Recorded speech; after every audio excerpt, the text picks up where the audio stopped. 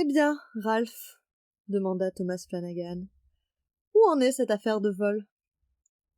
Bien, répondit Andrew Stuart, la banque en saura pour son argent.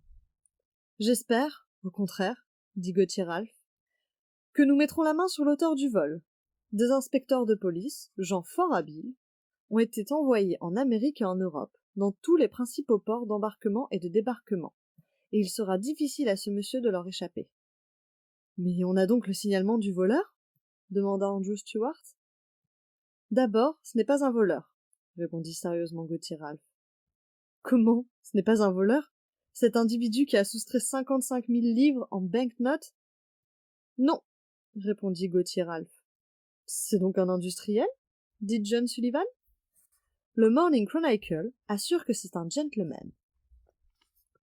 Celui qui fit cette réponse n'était autre que Phileas Fogg, dont la tête émergeait alors du flot de papier amassé autour de lui.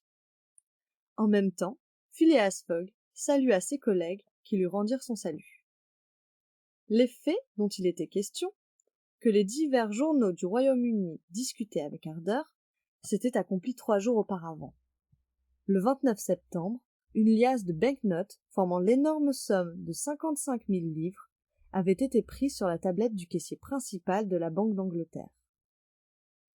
À qui s'étonnait qu'un tel vol eût pu s'accomplir aussi facilement, le sous-gouverneur Gauthier Ralph se bornait à répondre qu'à ce moment même, le caissier s'occupait d'enregistrer une recette de 3 shillings 6 pence, et qu'on ne saurait avoir l'œil à tout. Le vol, bien et dûment reconnu, des agents, des détectives, choisis parmi les plus habiles, furent envoyés dans les principaux ports, à Liverpool, à Glasgow, au Havre, à Suez, à Brindisi, à New York, etc., avec promesse en cas de succès d'une prime de 2000 livres et 5% de la somme qui serait retrouvée. En attendant, les renseignements qui devaient fournir l'enquête immédiatement commençaient. Ces inspecteurs avaient pour mission d'observer scrupuleusement tous les voyageurs en arrivée ou en partance. « Je soutiens, dit Andrew Stuart, que les chances sont en faveur du voleur, qui ne peut manquer d'être un habile homme. Allons donc, répondit Ralph. Il n'y a plus un seul pays dans lequel il puisse se réfugier. Par exemple, où voulez-vous qu'il aille? Je n'en sais rien, répondit Andrew Stuart. Mais après tout, la terre est assez vaste. Elle l'était autrefois, dit à mi-voix Phileas Fogg. Puis, à vous de couper, monsieur, ajouta-t-il en présentant les cartes à Thomas Flanagan. La discussion fut suspendue pendant la robe, mais bientôt, Andrew Stuart la reprenait, disant « Comment autrefois? Est-ce que la terre a diminué par hasard ?» Sans doute, répondit Gauthier Ralph. Je suis de l'avis de monsieur Fogg. La terre a diminué puisqu'on la parcourt maintenant 10 fois plus vite qu'il y a 100 ans. Et c'est ce qui, dans le cas dont nous nous occupons, rendra les recherches plus rapides. Et rendra plus facile aussi la fuite du voleur. À vous de jouer, monsieur Stuart, dit Phileas Fogg. Mais l'incrédule Stuart n'était pas convaincu, et la partie achevée. Il faut avouer, monsieur Ralph, reprit-il, que vous avez trouvé là une manière plaisante de dire que la terre a diminué. Ainsi, parce qu'on en fait maintenant le tour en 3 mois, en 80 jours seulement, dit Phileas Fogg. En effet, messieurs, ajouta John Sullivan, 80 jours depuis que la section entre Rothal et Allahabad a été ouverte sur le Great Indian Peninsular Railway. Et voici le calcul établi par le Morning Chronicle.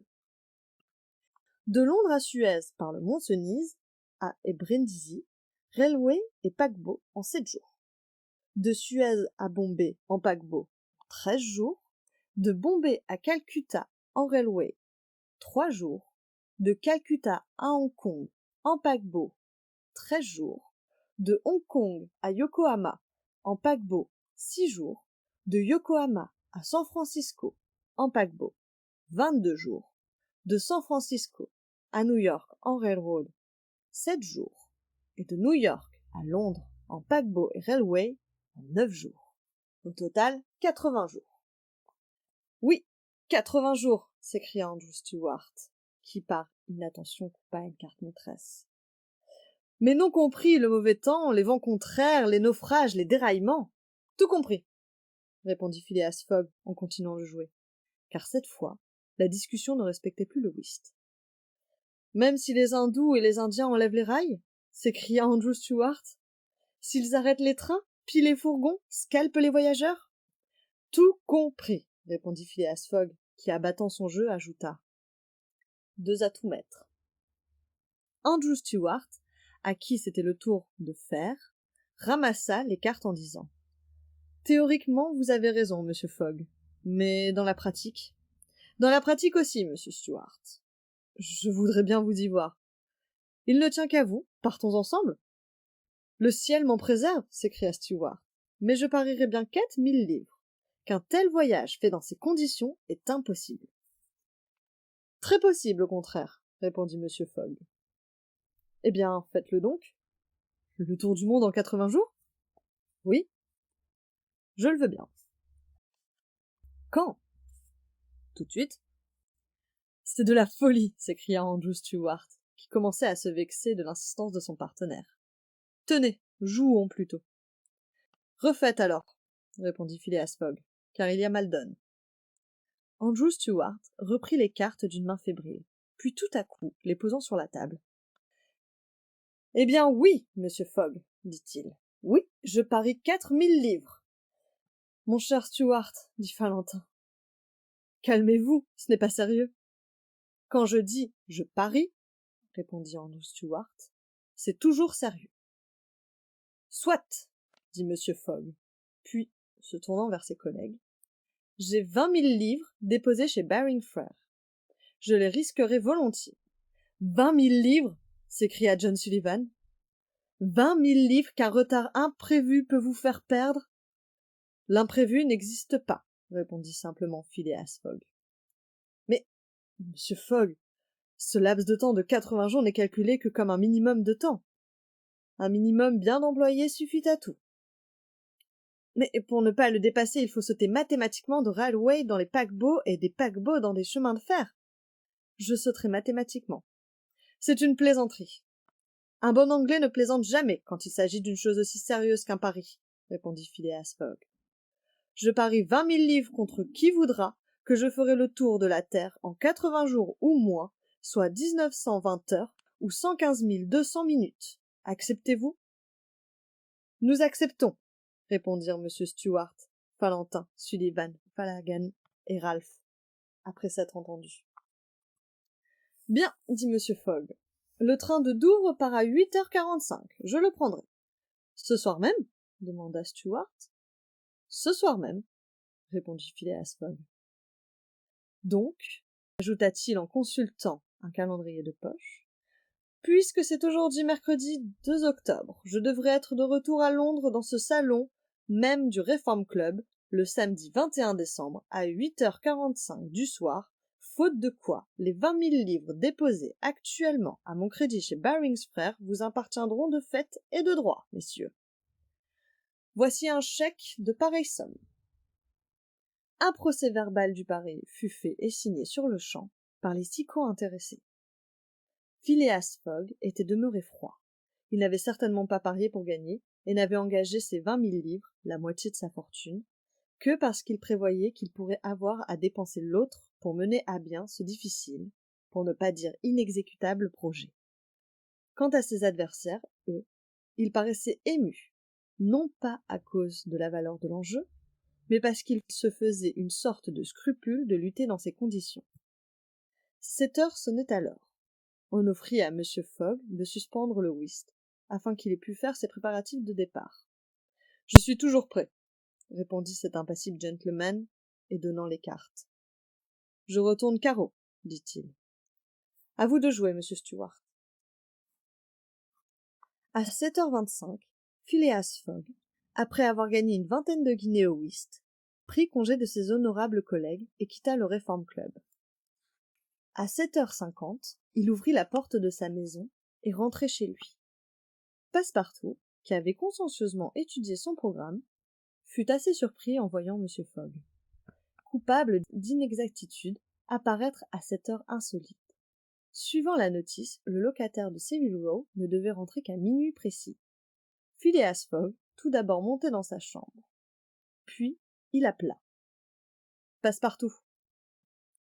Passepartout ne répondit pas. Cet appel ne pouvait s'adresser à lui, ce n'était pas l'heure. « Passepartout !» reprit M. Fogg sans élever la voix davantage. Passepartout se montra. « C'est la deuxième fois que je vous appelle, » dit M. Fogg. « Mais il n'est pas minuit, » répondit Passepartout, sa montre à la main. « Je le sais, » reprit Phileas Fogg, « et je ne vous fais pas de reproches. Nous partons dans 10 minutes pour Douvres-et-Calais. » Une sorte de grimace s'ébaucha sur la ronde face du Français. Il était évident qu'il avait mal entendu. « Monsieur se déplace » demanda-t-il. « Oui, » répondit Phileas Fogg. « Nous allons faire le tour du monde. » Passepartout, l'œil démesurément ouvert, la paupière et le sourcil surélevés, les bras détendus, le corps affaissé, présentait alors tous les symptômes de l'étonnement poussé jusqu'à la stupeur. « Le tour du monde » murmura-t-il. « En 80 jours » répondit M. Fogg. « Ainsi, nous n'avons pas un instant à perdre. »« Et les malles » dit Passepartout qui balançait inconsciemment sa tête de droite à gauche. « Pas de malles. Un sac de nuit seulement. Dedans, 2 chemises en laine, 3 paires de bas. Autant pour vous. Nous achèterons en route. Vous descendrez mon mackintosh et ma couverture de voyage. Ayez de bonnes chaussures. D'ailleurs, nous ne marcherons peu ou pas. Allez !» Passepartout aurait voulu répondre. Il ne put.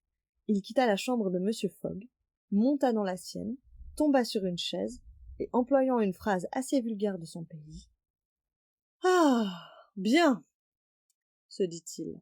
« Elle est forte, celle-là, moi qui voulais rester tranquille. » Et machinalement, il fit ses préparatifs de départ. Le tour du monde en 80 jours? Avait-il affaire à un fou? Non. C'était une plaisanterie? On allait à Douvres, bien. À Calais, soit. Après tout, cela ne pouvait notablement contrarier le brave garçon qui, depuis 5 ans, n'avait pas foulé le sol de la patrie.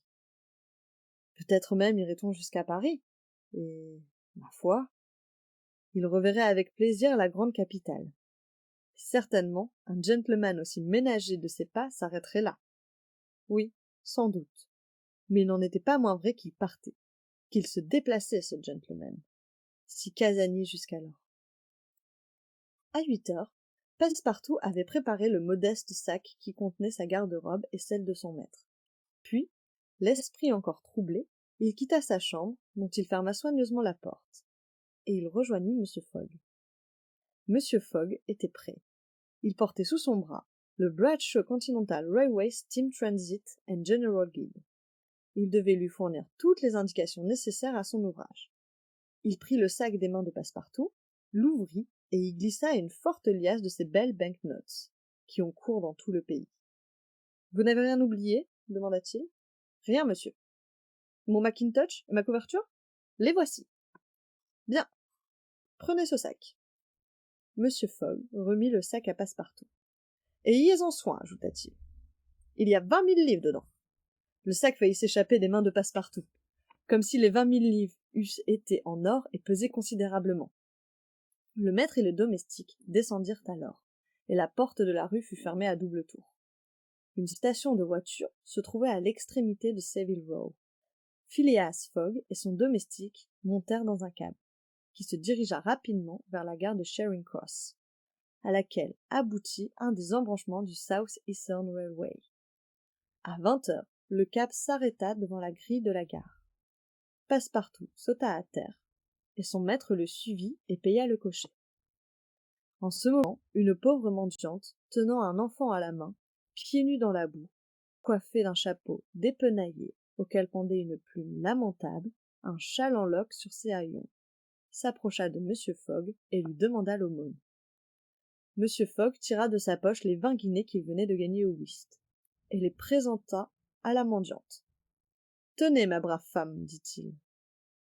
Je suis content de vous avoir rencontré. » Puis, il passa. Passepartout eut comme une sensation d'humidité autour de la prunelle. Son maître avait fait un pas dans son cœur. M. Fogg et lui entrèrent aussitôt dans la grande salle de la gare. Là, Phileas Fogg donna à Passepartout l'ordre de prendre 2 billets de première classe pour Paris. Puis, se retournant, il aperçut ses 5 collègues du Reform Club. « Messieurs, je pars, dit-il, et les divers visas apposés sur un passeport que j'emporte à cet effet vous permettront au retour de contrôler mon itinéraire. »« Oh, monsieur Fogg, répondit poliment Gauthier Ralph, c'est inutile, nous nous en rapporterons à votre honneur de gentleman. »« Cela vaut mieux ainsi, dit monsieur Fogg. Et n'oubliez pas que vous devez être revenu, fit observer Andrew Stuart. Dans 80 jours, répondit monsieur Fogg, le samedi 21 décembre 1872, à 8h45 du soir. Au revoir, messieurs. À 8h40, Phileas Fogg et son domestique prirent place dans le même compartiment. À 8h45, un coup de sifflet retentit, et le train se mit en marche. La nuit était noire, il tombait une pluie fine. Phileas Fogg, à côté, dans son coin, ne parlait pas. Passepartout, encore abasourdi, pressait machinalement contre lui le sac aux banknotes. Mais le train n'avait pas dépassé Sydenham que Passepartout poussa un véritable cri de désespoir. « Qu'avez-vous » demanda M. Fogg. « Il y a que, dans ma précipitation, mon trouble, j'ai oublié... » Quoi ? D'éteindre le bec de gaz de ma chambre ? Eh bien, mon garçon, répondit froidement M. Fogg, il brûle à votre compte.